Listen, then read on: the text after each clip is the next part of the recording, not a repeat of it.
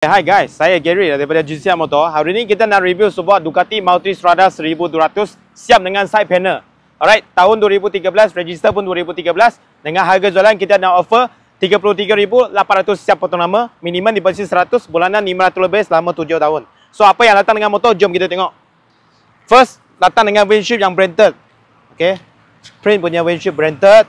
Lampu semua lawa lagi. Okay, ini pun original.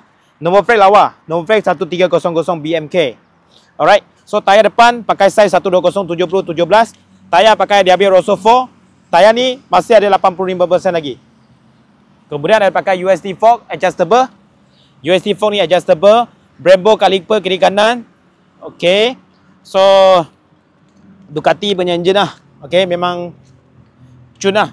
Okay, mui pun sound pun sangat cun. So exhaust standard. Alright.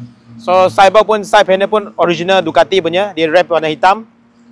Kemudian tayar belakang pun pakai sama juga, pakai PDRI juga. Okey, tayar belakang pakai PDRI Diaby Rosso 4 juga. So ada 85% juga. Kemudian size belakang 190/55 17 inci. Semua tune lagi lah, semua titok lagi. So motor pakai keyless Motor ni pakai keyless. Okey, tak pakai kunci, pakai keyless. Cuma tank dia pakai kunci lah. So kita start bagi korang dengar. Okay, kita start bagi korang dengar. So motor condition tune lah. Okay.